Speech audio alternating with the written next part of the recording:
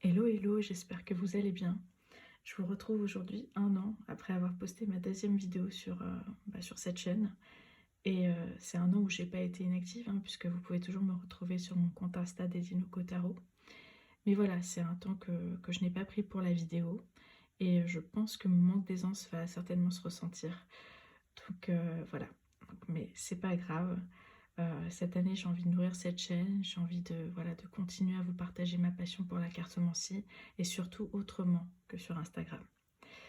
Donc, pour démarrer l'année, on va dire, même si on est déjà en février, euh, j'ai voulu commencer par une petite FAQ. Donc, je vous ai demandé de me poser des questions en story et je vais commencer sans plus tarder.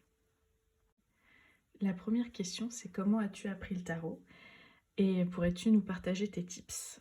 Alors, j'ai appris le tarot avec le tarot de Marseille, courant 2018. Et comme beaucoup, je me suis procuré du coup le livre La Voix du tarot de Jodorowsky, hein.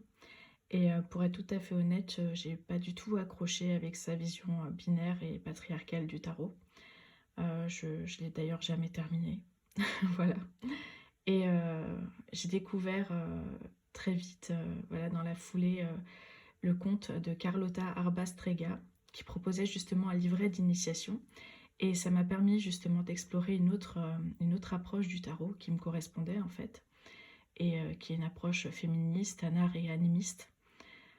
Déjà là, ça a forcément ouvert une porte, hein, et puis j'ai suivi un atelier en fait qu'elle proposait en 2020, qui était un baume pour le cœur, hein, pendant cette période parce que c'était la période du confinement et ça m'avait permis justement de me concentrer sur autre chose que sur mes angoisses. Et cet atelier s'intitulait Le tirage du chemin de vie.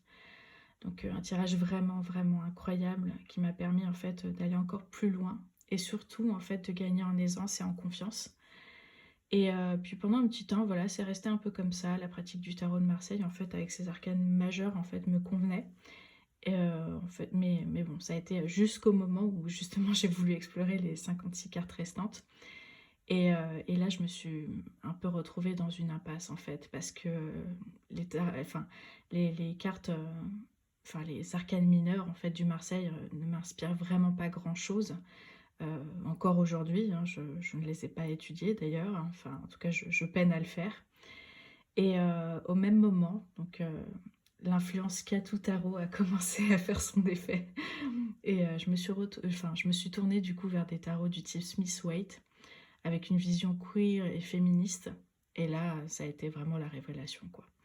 Donc aujourd'hui, ma pratique, en fait, je la nourris surtout de mon expérience personnelle et professionnelle, de vidéos, de podcasts, de lectures et aussi de formation, hein, d'ateliers. J'adore suivre en fait le travail de mes collègues cartomanciennes parce qu'en fait, s'il y a une vérité avec le tarot, c'est qu'il n'y a pas une pratique du tarot, mais bien des pratiques et qu'en fait elles sont le miroir en fait de nos sensibilités et c'est ça qui les rend uniques et passionnantes. Donc voilà, j'ai essayé de synthétiser au mieux, j'espère que ça répond à ta question. La deuxième partie de la question qui est de pourrais-tu nous partager tes tips? Alors j'ai deux tips à vous partager, mais je ne vais pas trop non plus rentrer dans les détails parce qu'en fait c'est quelque chose sur lequel je travaille et qui fera l'objet en fait d'une formation. Donc pour celles qui souhaiteraient apprendre ou approfondir en fait sa pratique du tarot.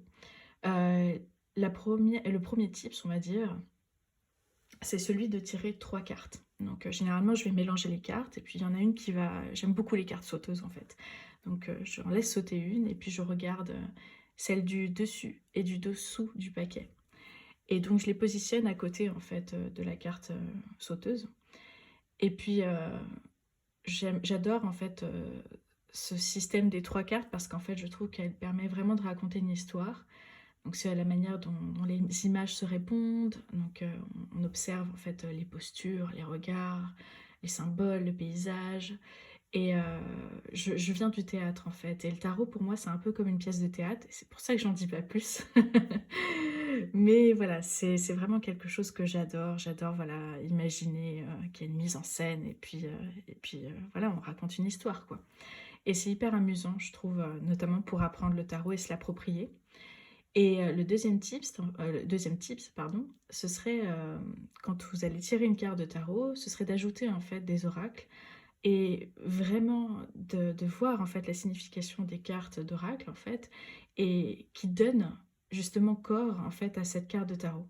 Donc elle va vraiment venir en fait ajouter, voilà, une personnalité, un message, qu'est-ce qu'elle a à dire, et en fait, c'est ça qui donne des infos en fait sur la carte, que vous allez tirer, et à partir de là, c'est pareil, vous pouvez partir, justement par, enfin sur de l'écriture, de la poésie, du texte, ce qui vous inspire en fait, et je trouve que c'est hyper intéressant. Donc voilà, j'espère que ces 2 tips, pourront, voilà, peut-être vous orienter un petit peu, mais encore une fois, j'en dis pas trop parce que j'ai vraiment, ça me tient vraiment à cœur et j'espère vraiment bientôt le proposer en formation. Voilà. La question suivante, c'est qu'est-ce qui t'a poussé à faire ce métier? Alors, je pourrais édulcorer mon parcours professionnel en disant que c'est la passion qui m'a poussée à faire ce métier. Alors, c'est vrai en partie, mais il y a aussi la précarité, on va pas se mentir. Et alors pour celles qui le savent, donc j'ai une endométriose et à cause de mon endométriose, en tout cas, j'ai très peu d'options professionnellement parlant, quoi.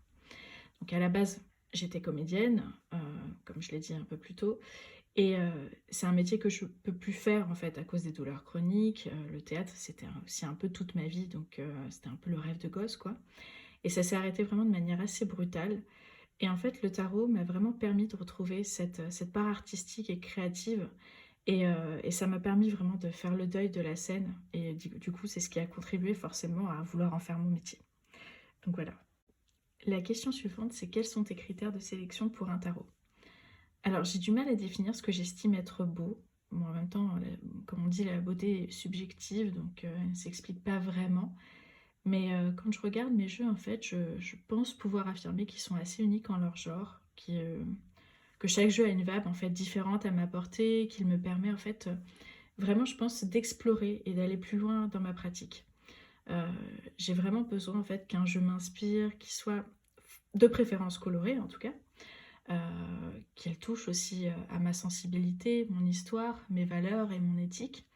Alors bien sûr, il m'arrive voilà, de transgresser les règles que j'applique, mais dans ce cas-là, je vais avoir tendance à m'approprier le jeu, du coup, et à plutôt mettre de côté le livret, quoi.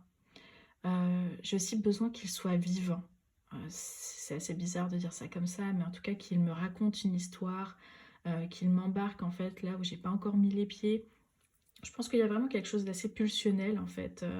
Quand je vais voir un jeu et que je vais flasher, je pense que c'est ça aussi qui me pousse à, voilà, à prendre un jeu, à me procurer en tout cas un jeu, quoi.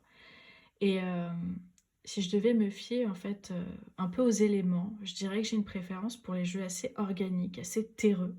Alors c'est pas forcément ceux que j'utilise le plus, mais voilà, je trouve qu'il y a une certaine puissance qui s'en dégage, et notamment par exemple le Living Altar Oracle, c'est vraiment un jeu très très organique, très terreux. J'ai vraiment l'impression, voilà, de plonger mes mains dans la terre et de me reconnecter à quelque chose de très, enfin voilà, d'aller à la racine en fait de quelque chose, quoi.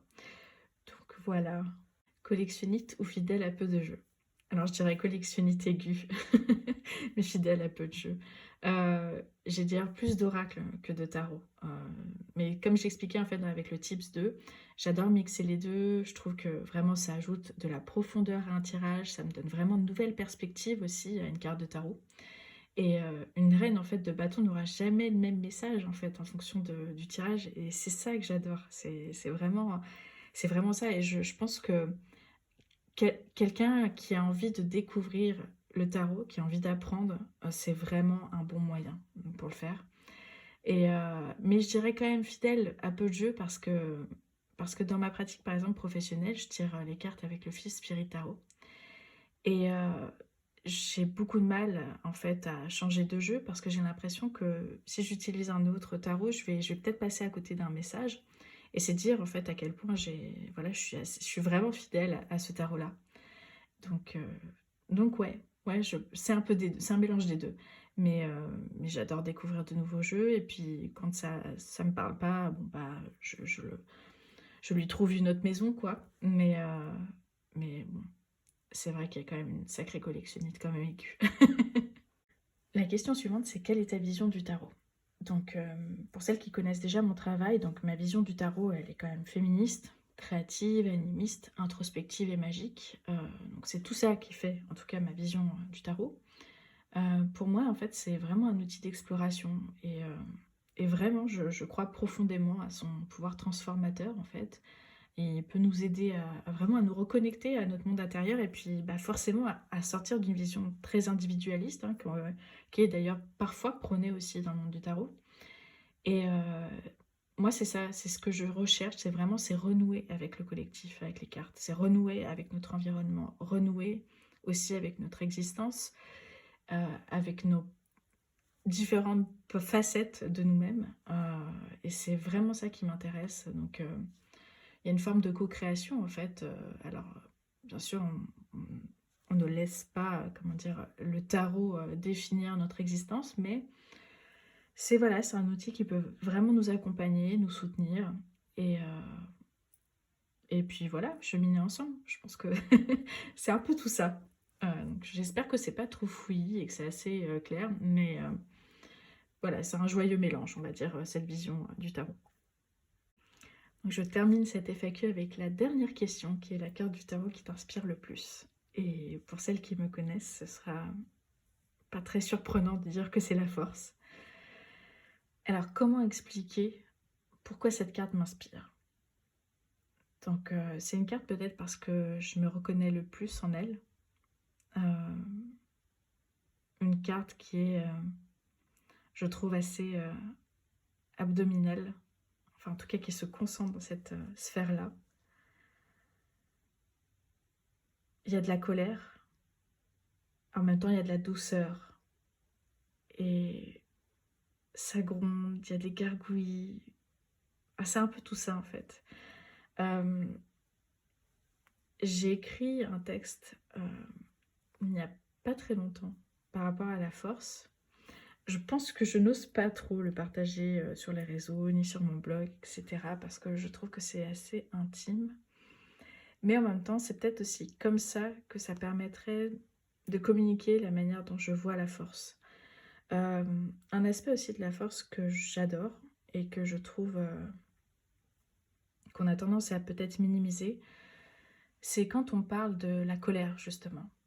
On a tendance à voir la colère comme quelque chose en tout cas qui est assez négatif, assez néfaste, qui a tendance à tout détruire autour de soi. Et pourtant, dans les mouvements militants, c'est vraiment ce dont on a le plus besoin, quoi. C'est le moteur en fait. C'est un moteur et en fait, sans cette colère-là, il n'y aurait pas d'initiative, il n'y aurait pas ce sentiment d'injustice forcément. Et je trouve qu'en fait, la colère, c'est vraiment quelque chose qui est réduite au silence, en fait, par les populations, comment dire, les dominants, en tout cas, cette société capitaliste, patriarcale, a tendance, en tout cas, à vouloir réduire au silence les populations qui sont dominées, qui sont aliénées, qui sont précarisées, qui sont, voilà, malades, etc., etc. Et, et c'est ce que j'aime dans cette carte, c'est que c'est comme si on réclamait le droit d'être en colère et le droit à l'exprimer. Et ça en fait quelque chose de beau, en fait. Par exemple, sur le fils Spirit Tarot, on voit une sorte c'est une sorte de staff. Est-ce que c'est un American Bully? Bref, voilà, ou un pitbull. En tout cas, un chien qui est catégorisé et qui a tendance à être super mal vu, quoi, dans les sociétés. Et souvent, un chien qui est traumatisé aussi par la violence humaine, par rapport à ce qu'il est réduit à faire, au combat. Et, et pourtant, c'est un chien qui est adorable et qui a plein d'amour à communiquer. Et je trouve que, notamment dans cette carte-là, on le ressent d'autant plus, cette douceur et cette communication entre les deux, en fait. C'est vraiment, tu fais partie de moi, quoi.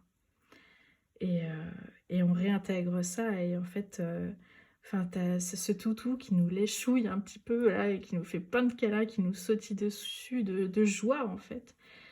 Et voilà, je pense que c'est pour ça que cette carte m'inspire le plus et qu'elle me touche. C'est aussi une carte qui me parle beaucoup, de l'aspect, on va dire, transgénérationnel, hein, je sais pas trop comment le dire autrement, mais voilà, c'est une carte qui me parle beaucoup de mes ancêtres, que j'associe beaucoup à mes ancêtres. Euh, voilà, c'est une carte vraiment puissante. Donc oui, je dirais que c'est cette carte-là, c'est sûr même. Donc je vais m'arrêter là. Donc j'ai répondu à toutes vos questions et je vous remercie de me les avoir posées parce que j'ai trouvé ça super intéressant d'y répondre. Et je serais vraiment curieuse de voir vos réponses à ces questions-là. Donc je sais pas si on pourrait peut-être créer un petit tag pour partir sur un truc, voilà, et voir toutes vos réponses. Alors ça pourrait être en vidéo bien sûr, ou bien soit sur Insta, ou en story, en réel, bref, peu importe, vraiment, vraiment le format qui vous convient, ce serait vraiment sympa. Euh, J'avais envie d'enchaîner dans cette vidéo sur les tarots et oracles favoris de 2023, ainsi que les livres favoris de 2023. Donc, parce que si vous, peut-être que vous le savez déjà, mais en fait, j'ai créé donc une sorte de book tarot club qui s'appelle Des tarots et des livres, pas des régimes. Mais j'avais pas envie d'alourdir cette vidéo. Je pense que c'est bien si je m'arrête là. C'est un peu une vidéo podcast, hein, parce qu'au final, voilà, vous avez juste 2 jeux là devant vous, et puis il se passe pas grand-chose. J'avais envie vraiment de partir sur quelque chose d'assez simple, sans prise de tête. Euh, voilà. Donc j'espère que cette vidéo vous aura plu. Vous aurez trouvé des choses intéressantes à écouter, et que ça vous aura donné des pistes. Et voilà. Ben, je vous souhaite une très bonne journée, une très bonne soirée, et puis je vous dis à très bientôt.